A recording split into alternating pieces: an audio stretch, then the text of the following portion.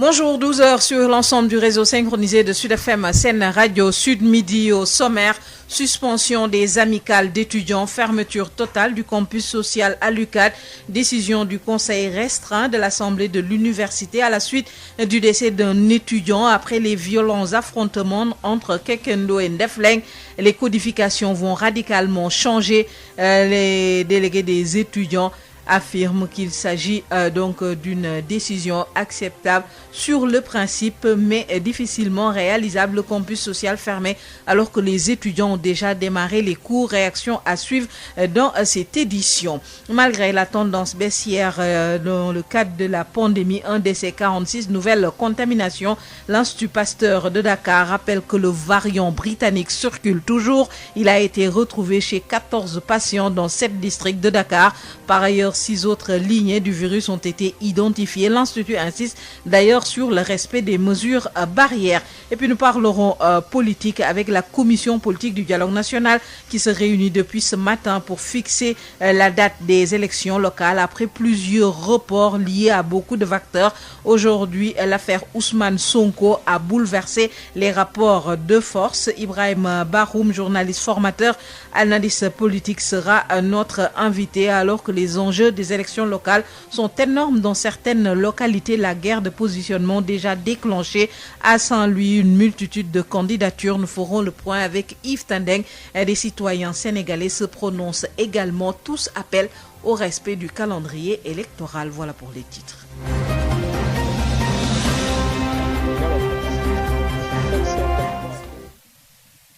Bonjour à tous, Alune Badara Sosé assure la mise en onde de cette édition que nous démarrons avec la décision prise à l'université Cheikh Anta Diop de Dakar. L'assemblée de l'université, le conseil restreint qui s'est réuni hier, a décidé de suspendre les amicales d'étudiants et de fermer totalement le campus social à l'université jusqu'à nouvel ordre. Le système de codification va changer.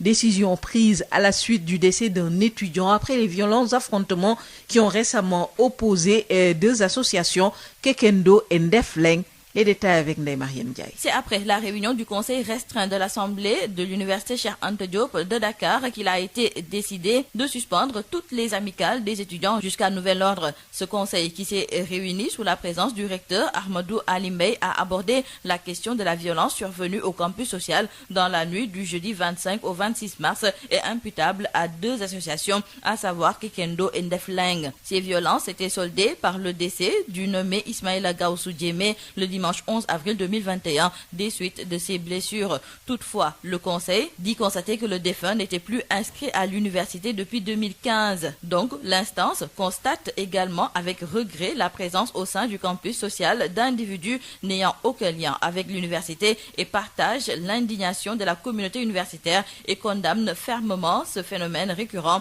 de violence au niveau du campus social. Le conseil restreint de l'Assemblée de l'université Cheikh Anta Diop de Dakar a aussi invité le directeur du COUD a procédé à la fermeture totale du campus social jusqu'à la mise en place d'un nouveau système de gestion de la codification. Le conseil a enfin annoncé la mise en place d'une commission chargée de réfléchir sur le statut d'amicale des étudiants et de proposer un règlement intérieur. Il a aussi réaffirmé sa ferme volonté de promouvoir la paix et la stabilité au sein de l'université et de traduire en conseil de discipline tout étudiant responsable d'actes de violence.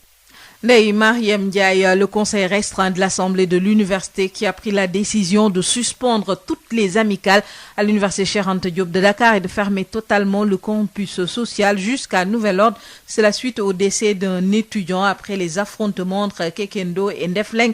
Réaction des étudiants. Pape Abdoulaye Touré, délégué à la faculté des sciences juridiques et politiques, approuve de la décision mais doute de sa faisabilité pour les raisons qu'il explique ici à El Hadj Malick Ndiaye. Oui, ma réaction, je pense que d'un côté, je suis d'accord avec ce conseil, mais de l'autre côté, je doute de la réalisation de tous ces principes, de toutes ces décisions qu'ils viennent de prendre. Parce qu'au moment où je vous parle, les étudiants ont démarré leurs cours, beaucoup de facultés ont démarré les cours, donc si toutefois ils procèdent à une fermeture du campus social, ce qui veut dire beaucoup d'étudiants qui viennent un peu partout, dans les coins les plus reculés du Sénégal, seront dans l'obligation de rentrer chez eux. Quand est-ce qu'ils vont revenir? On ne sait pas. Est-ce que si toutefois ils ferment le campus social, ils vont fermer encore une fois le campus pédagogique? Je ne pense pas. Parce que déjà nous sommes en retard à cause de la pandémie. Nous sommes très en retard parce que d'habitude, la faculté de droit démarre ses cours depuis au plus tard décembre. Donc nous venons de démarrer au mois de mars. Donc ça va causer beaucoup de problèmes. Donc je suis d'accord pour le principe, c'est-à-dire de donner les places aux étudiants régulièrement inscrits et de faire sortir tous ceux qui ne sont plus étudiants. Là, je suis d'accord. Mais par contre, je doute de la faisabilité. Donc, c'est pourquoi, il faut une étude beaucoup plus profonde. On peut codifier parce que l'année 2019-2020 arrive à son terme. Donc, on peut codifier tout en laissant les autres dedans, mais de codifier d'une manière à ce que les amicales et les autres de faire de telle sorte qu'il n'y ait pas de personnes non étudiantes au niveau du campus. Vous venez de suivre la réaction de Pape Abdoulaye Touré, délégué à la faculté des sciences juridiques et politiques de l'université Cheikh Anta Diop de Dakar. Réaction suite à la décision de l'Assemblée de l'université qui suspend toutes les amicales d'étudiants et décide de la fermeture totale du campus social jusqu'à nouvel ordre suite au décès d'un étudiant après les affrontements entre Kekendo et Ndefleng, des affrontements survenus au campus social de l'université Cheikh Anta Diop de Dakar. Loin de ces tumultes à l'université Iba Der Thiam de Dakar, on remet le prix de l'innovation 2020. Une équipe de 2 élèves ingénieurs master de lauréats empoche 5 millions. Une cérémonie présidée ce matin par le ministre Yankoba Diatara. 27 projets ont également été proposés. Babacar Ndao. C'est cela, Diratou Isenia, vous l'avez dit, sur ces 27 projets, pratiquement l'essentiel tourne autour du numérique. Il y a une question centrale selon le ministre de l'économie numérique et des télécommunications, parrain de cette première édition du prix de l'innovation lancée l'année dernière, juste à la veille, disons, de la Covid-19. Aujourd'hui, vous l'avez dit, pratiquement sur ces 24 projets, tous ont été primés, puisque quand même la plus petite note c'est 14 sur 20, mais il fallait les départager puisque au niveau du troisième prix, 3 prix ont été notés avec des projets fort intéressants sur la gestion, la question du vidange dans nos villes, mais également le problème de l'agriculture. Au niveau du deuxième prix, on a noté également l'innovation sur le biogaz, mais surtout le premier prix avec Agro Équipement qui consiste à créer une plateforme pour recruter tous les acteurs de l'agriculture, mais surtout en matière d'équipement, pour pouvoir réparer à temps surtout sur des commandes.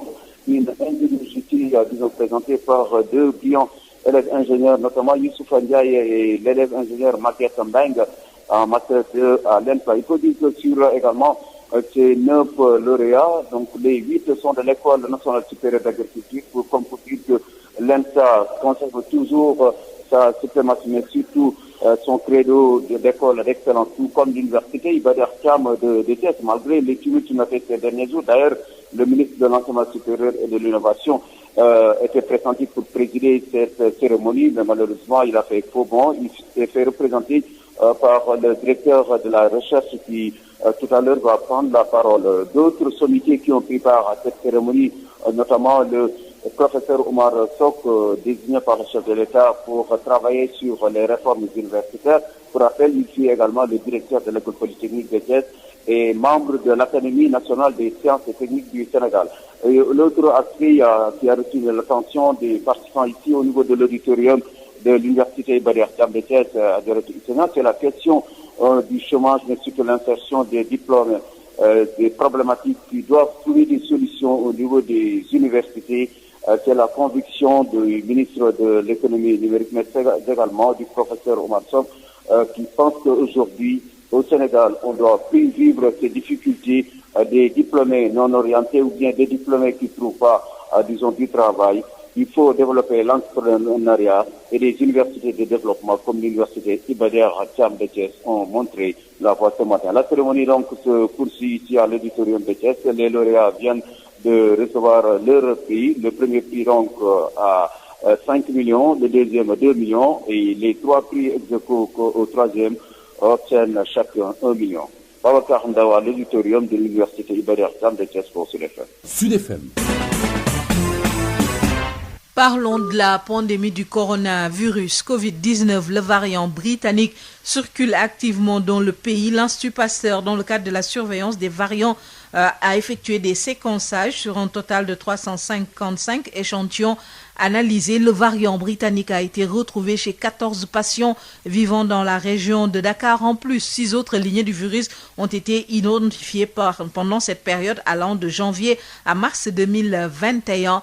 L'Institut Pasteur de Dakar qui rappelle la nécessité de respecter les gestes barrières. Dr Ousmane Faye, chef du département de virologie de l'Institut Pasteur de Dakar, est joint par Ndeye Mariam Ndiaye. En fait, depuis le début un peu de l'épidémie, nous on fait un peu la surveillance du virus parce qu'effectivement avec une technique qu'on appelle le séquençage, début avec les premiers cas de mars 2020, on avait un peu regardé et donc on suivait l'évolution au fil du temps. Donc en fait, il y a une première série au mois de mars, entre mars et septembre, il y a une deuxième série, entre octobre, novembre et décembre, il y a une troisième série et la troisième série, c'est de janvier à mars. Donc ce qui a été fait, c'est effectivement avec, comme on le sait, donc les virus, ils vont changer donc au cours du temps et donc il faut les suivre parce que c'est important dans les stratégies que les gens vont mettre en place.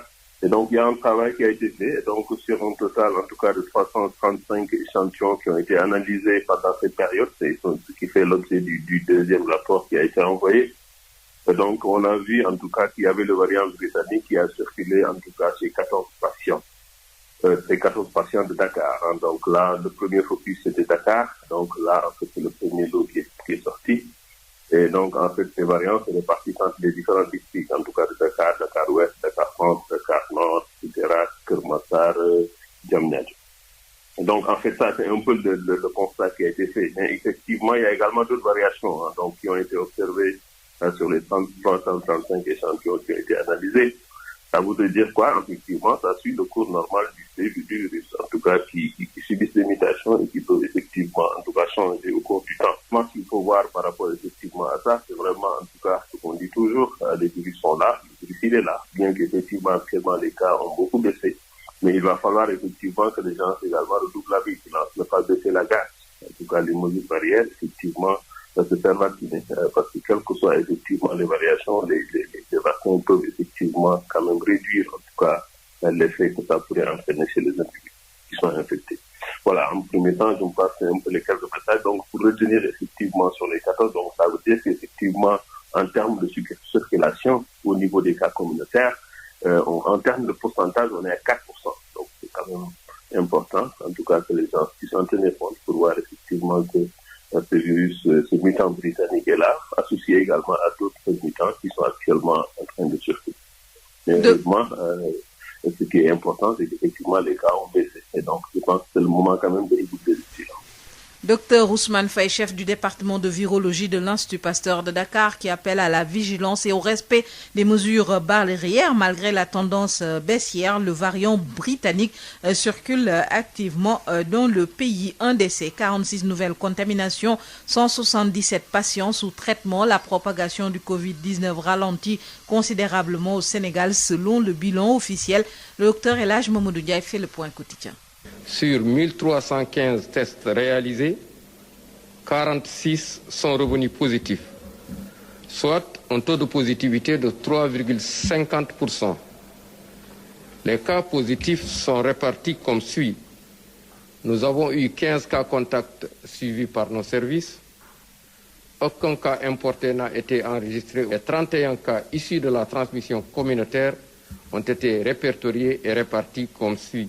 La région de Dakar totalise 29 cas, dont dans les autres régions, nous avons 2 cas, dont un à Mbour et un à Kolda. 53 patients suivis ont été contrôlés négatifs et déclarés guéris. 17 cas graves sont pris en charge dans les services de réanimation.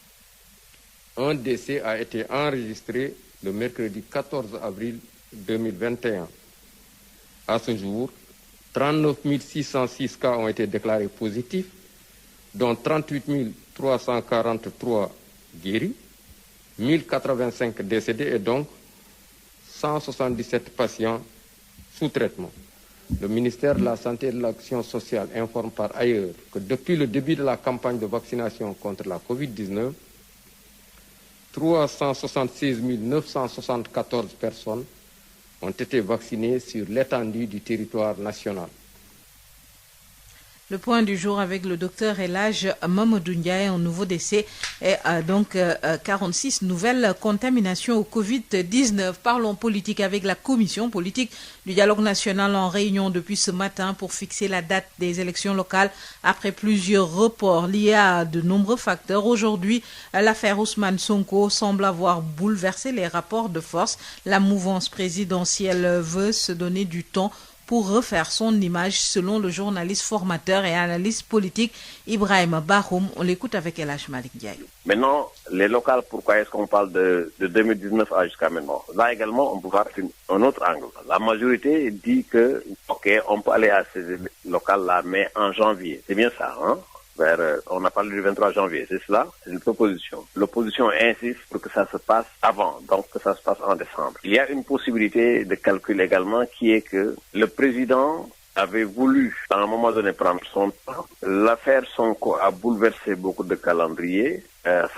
Il s'est installé un climat de défiance et à la limite peut-être de manque de confiance. Il y a la défiance, il y a le manque de confiance. Donc, vis-à-vis du pouvoir. Et on a eu l'impression que quelque chose, un mythe s'était effondré. Donc, ils ont voulu reprendre un peu la main en allant faire des meetings un peu partout, des rencontres un peu partout, des visites de proximité un peu partout, avec les mouvements, tout comme avec les partis politiques de la majorité. Mais vous savez, le temps est très court entre ces périodes-là et le Ramadan. Et quand on arrive au Ramadan, on ne peut pas faire ce genre d'activité. Et après le Ramadan, on va bientôt arriver à l'hivernage, ça va également poser d'autres problèmes. Il ne sera plus possible de déplacer des gens d'une ville à une autre, d'une localité à une autre, d'un village à un autre, simplement pour des genres de meetings. Donc on sera obligé d'attendre. Et si on attend encore à une période où ça va être très difficile de remobiliser tout le monde, donc faire une élection en décembre serait qu'on ne se sera pas préparé, en tout cas au moins côté pouvoir. Mais il y a également autre chose, un temps de communication très fort qui est le 31 décembre. Si le président n'a pas la possibilité de parler au 31 décembre pour promettre, pour rassurer, donc faire une nouvelle dynamique, c'est toujours un mauvais point pour la majorité, parce que il gagnerait, le président et son camp gagneraient à ce que le chef de l'État ait son discours à la nation le 31 décembre, faire des promesses, relancer, garder encore une certaine dynamique, un certain mouvement. Et juste 3 semaines plus tard, on va à des élections, alors que la campagne aura déjà été ouverte vers le 2, vers le 3, etc. C'est également un bon point. Maintenant, si l'opposition insiste pour que ça soit seulement en décembre, le président n'aura pas encore parlé. On restera donc dans la situation actuelle. Ibrahima Bakhoum, journaliste formateur, analyste politique, il sera notre invité après la page sport. Les enjeux des élections locales sont énormes dans plusieurs localités. Justement, le point à Ziguinchor où la bataille du contrôle de la mairie risque d'être âpre. Plusieurs prétendants pour un fauteuil. Analyse avec Ignace Ndeye. Qui pour occuper le fauteuil de maire à Ziguinchor? Cette réponse est à chercher dans les tendances de fauteuil. De la mouvance présidentielle à l'opposition, les ambitions se dégagent à quelques mois des locales dans une ville du Ziguinchor. Ziguinchor, où le PASTEF veut rééditer sa performance à la dernière présidentielle à Ziguinchor. Mais la grande inconnue pour ce parti reste l'identité de celui ou celle qui va porter le flambeau. Le professeur d'université Alassane Diédhiou réussira-t-il à faire l'unanimité pour porter la candidature du PASTEF? Le leader du PASTEF lui-même, Ousmane Sonko, ira-t-il à la conquête de la mairie de Ziguinchor? Mystère pour l'heure au sein de ces patriotes. Ce qui est par contre évident, c'est que l'actuel locataire de la mairie de Ziguinchor, Abdoulaye Baldé, à en croire ses partisans, a encore des ambitions pour Ziguinchor. En langage clair, Baldé n'est pas prêt pour quitter son fauteuil de maire de Ziguinchor. Mais il devra bien surveiller ses alliés. Son premier adjoint et collaborateur direct semble se démarquer de lui depuis quelque temps. Seydou Sané, de lui qu'il s'agit, multiplie ses actions sociales, affiche ses ambitions pour la mairie de Ziguinchor. Va-t-il dire son ex-mentor ou est ainsi? Mais la grande bataille sera du côté de Benoît et de l'APR. Le directeur général de l'AIV, Doudouka, lance l'alerte et sa dernière sortie et mobilisation à Ziguinchor pour ses partisans. Et certains réclament le brassard de Capitana pour Doudouka, pour être le leader de Benoît à Ziguinchor. Mais tout cela sous l'œil vigilant de Benoît Sambou, qui aura la lourde tâche de réunir sa famille apériste à Ziguinchor. La force est de constater que certains responsables ont fini de se ranger derrière le président de la CNDP. Et c'est en France qu'il est le seul, Benoît Sambou, à pouvoir défier le maire Abdoulaye Baldé à la tête de l'année. Que dire des jeunesses de Benno qui comptent défier leurs aînés pour le contrôle de la mairie. Une mairie qui est également sous le viseur du docteur Moussa Diédhiou, avec son mouvement Andolène Moussa Diédhiou qui tisse sa toile. Plusieurs prétendants pour un fauteuil de maire. La bataille du Ziguinchor aura bien lieu. Ziguinchor, Ignace Ndeye, Sud FM. Ignace Ndeye, la guerre de positionnement déjà déclenchée au sein des formations et coalitions à Saint-Louis. Une multitude de candidatures déclarées. Le maire sortant de Saint-Louis, Mansour Faye, veut rempiler face aux ambitions de Mary Teuw Niane, Cheikh Bamba Dièye ou encore Ahmed Fall Braya. Les détails avec Yves Tendeng. Effectivement, Issegnan, vous l'avez dit, parmi cette multitude de candidatures, on peut en citer celle de l'actuel maire Mansour Faye, qui n'est pas prêt à lâcher du reste face à l'ambition du professeur Mary Teuw Niane, ancien ministre, qui lui a déjà confirmé sa candidature, même s'il reste toujours un membre de l'APR, l'Alliance pour la République. Il semble déserter le terrain politique local depuis un certain temps. Pendant ce temps, des partisans du libéral Ahmed Fall Braya ne cessent de réclamer la candidature de leur leader à la tête de la mairie de Saint-Louis. En effet, ces militants veulent à tout prix laver l'affront face à l'actuel édile de la ville tricentenaire à qui il avait disputé sérieusement le fauteuil de maire. Pour rappel, moins de 800 voix le séparaient donc de Mansour Faye lors des dernières élections locales. Par ailleurs, la montée en puissance du parti PASTEF, qui est devenu la deuxième force politique ici à Saint-Louis derrière le Benno Bokk Yakaar, ne peut être négligée lors des prochaines locales. Toutefois, le PASTEF cherche toujours son candidat pour la mairie de Saint-Louis, raison pour laquelle ses partisans sont souvent courtisés de toutes parts au regard des clins d'œil que le font le colonel à la retraite Abdourahim Kébé, un ancien de Rewmi, mais également le professeur Magueye Seck de la société civile et le député et ancien maire de la ville de Saint-Louis, notamment Cheikh Bamba Dièye du FFDBJ, qui a d'ailleurs même s'est illustré dernièrement de manière active aux côtés de Ousmane Sonko lors des récents événements malheureux. À cette liste s'ajoute le député Déthié Fall du quartier Léona, et qui vient donc fraîchement de créer un nouveau parti, mais aussi les anciens députés, à savoir Dr Ahmadou Dia et donc Maître Aboulioune Abatali Gueye, qui sont les seuls présentement potentiels candidats ayant leurs activités professionnelles ici dans la vieille ville. Toutefois, la seule femme ayant déclaré sa candidature à la mairie de Saint-Louis reste donc Khadisatou Seck, qui est portée par le mouvement citoyen pour le développement de Saint-Louis. Il faut signaler à tout cela donc aussi que d'autres adversités sont notées dans les autres communes que sont Gandon, Gandiol, Pal et Fass Ngom. Pour terminer, une seule candidature est pour le moment connue pour la présidence du conseil départemental de Saint-Louis. Il s'agit donc de celle du docteur Abdoulaye Ndoye du parti Rewmi, un parti qui vient récemment d'élargir la majorité présidentielle avec le concept Mbourou ak Sow. Voilà ce qu'on peut dire, Issegnan, par rapport à la situation politique ici, donc dans la ville de Saint-Louis, où devra parler Yves Tendeng pour Sud FM. Merci beaucoup Yves Tendeng. Débat autour de ces élections locales. La date n'est pas encore officiellement connue, mais les Sénégalais appellent au respect du calendrier électoral. Il se prononce dans ce reportage de Josette Kali. La polémique née du report des locales n'enchante guère ce monsieur qui est catégorique. Pour lui, les locales doivent se tenir à date échue. Les élections doivent se faire. C'est ça qui est normal, parce qu'on en a marre de mettre ça après 2006. C'est pas normal, les élections doivent se faire. Il n'hésite pas à avancer les dates pour que ce débat quitte la place publique. Ça doit se faire à la fin de l'année, même si ça pouvait se faire au mois d'octobre ou novembre, ce serait très bien. Parce qu'il y a trop de problèmes au Sénégal. Les Sénégalais ont le droit de voter. C'est ça qui est normal. Il y a trop de pourparlers au Sénégal là. Ça c'est erroné. Parle toujours problème de politique, doit retourner la page. Et pour la stabilité du pays, ce citoyen invite les politiciens à un consensus pour la tenue de ces joutes. Je ne sais pas qui a tort, qui a raison, mais on peut aller aux élections sans problème. Que ce soit maintenant Si c'est maintenant, peut-être il y aura des problèmes après. Ils vont dire non, le fichier qu'on a utilisé, c'était pas le fichier qu'il fallait. On avait dit qu'il faut réviser les fichiers. Mais si on reporte aussi, il y aura toujours des problèmes. Mais ils n'ont qu'à s'entendre, nous donner une date. Nous, les électeurs, on va aller voter et c'est fini. On a toujours voté dans le calme. C'est ça qu'on veut et que ça continue. Qu'il n'y ait plus ce qui est arrivé les jours passés. En attendant les conclusions de la réunion du dialogue politique, les Sénégalais souhaitent la tenue de ces locales dans la transparence pour la paix dans le pays. 12h26. Odile Minkilan, bonjour. Bonjour Isseignan. Nous parlons sport, Scrabble, c'est officiel, le Sénégal va organiser les championnats d'Afrique. C'est du 16 au 23 mai prochain à Dakar. Près d'une centaine de joueurs sont attendus. Le budget s'élève à 30 millions selon le président de la Fédération sénégalaise de Scrabble, El Hadj Malick Ndiaye, que je vous propose d'écouter. Nous avons reçu l'aval du ministre des Sports pour pouvoir accueillir les championnats d'Afrique de Scrabble au mois de mai, du 16 au 23 mai. Techniquement, est-ce que le Sénégal est prêt? Pour ce qui concerne le matériel, on a le matériel. Le matériel physique, il n'y aura pas de problème. Les ordinateurs, les jeux, les chronos, la connexion Internet, il n'y a pas de problème. Combien de pays sont attendus pour ces joutes? Au moment où je te parle, il y a 8 pays qui ont confirmé, soit presque une centaine de jours et d'officiels. Président, le budget s'élève à combien? Moins de 30 millions pourront organiser les championnats d'Afrique. Je voudrais juste lancer un appel aux bonnes volontés, aux mécènes, toutes les personnes qui sont là, qui veulent aider le sport sénégalais, le Scrabble en particulier, de nous venir en appui.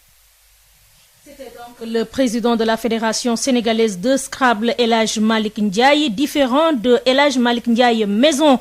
Le Sénégal, pays hôte donc de la 5e édition des championnats d'Afrique de Scrabble, c'est donc du 16 au 23 mai 2021. Nous parlons football Europa League, on joue les quarts de finale retour. Slavia Prague de l'international sénégalais Abdoulaye Simon reçoit Arsenal. À l'aller, les deux équipes se sont partagées les points, un but partout. Villarreal contre Dynamo Zagreb. Lors de la manche aller, les Espagnols se sont imposés sur la marque d'1-0. L'AS Rome fait face à l'Ajax d'Amsterdam. C'était 2-1 en faveur des Italiens de Rome lors de la manche aller. Grenade se déplace en Angleterre pour défier Manchester United.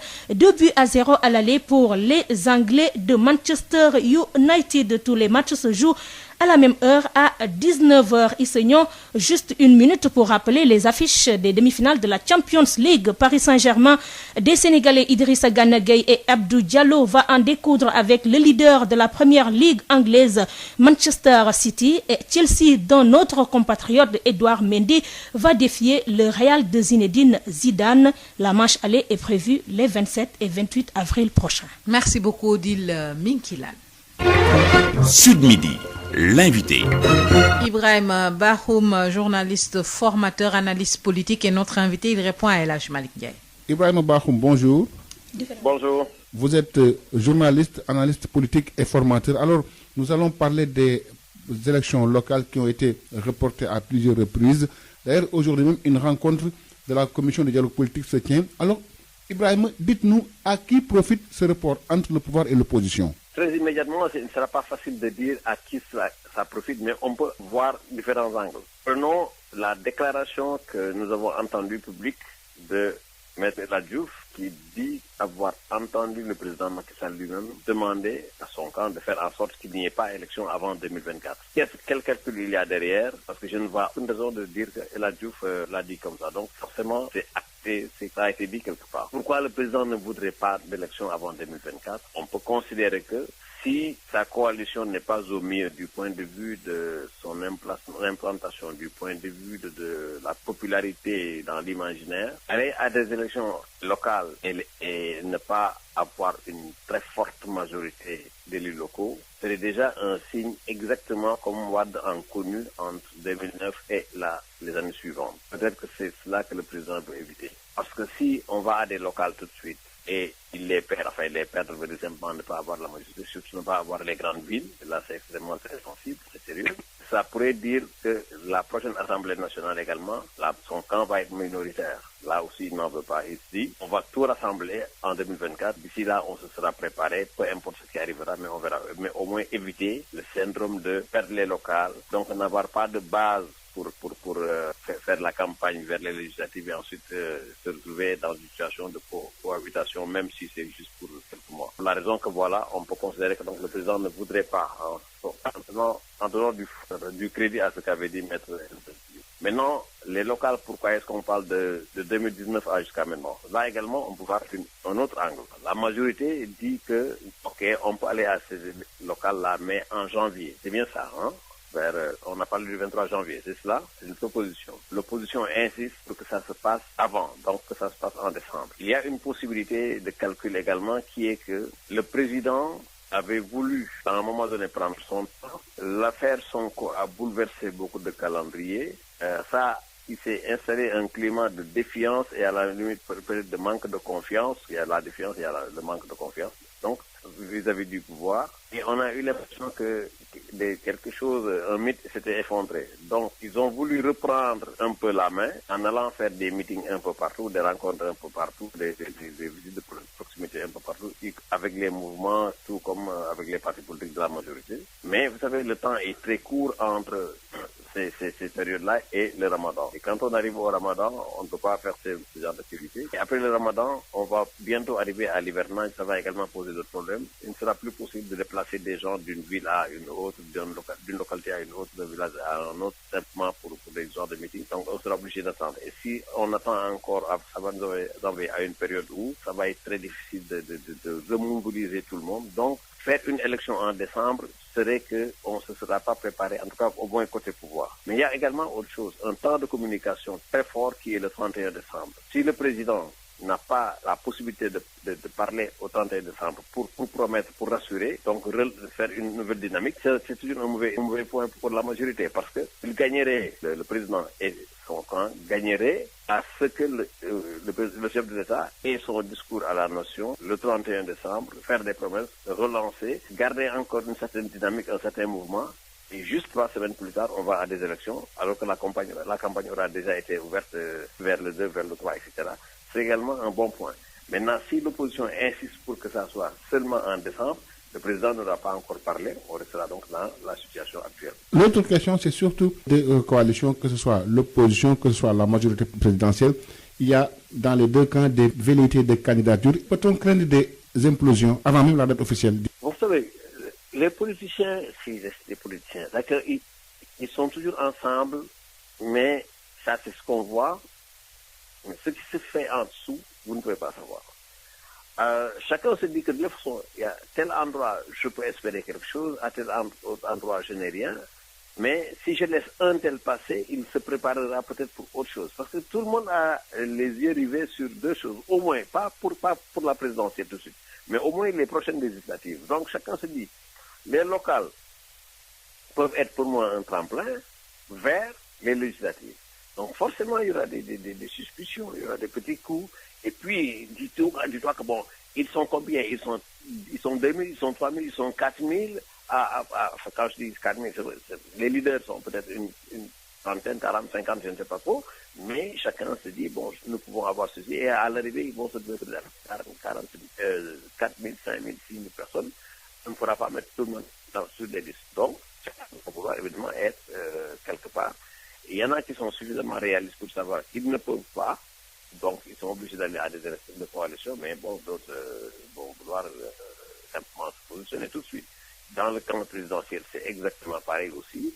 Certains aujourd'hui ne sont pas sûrs de tout être reconduits comme ministres, premièrement.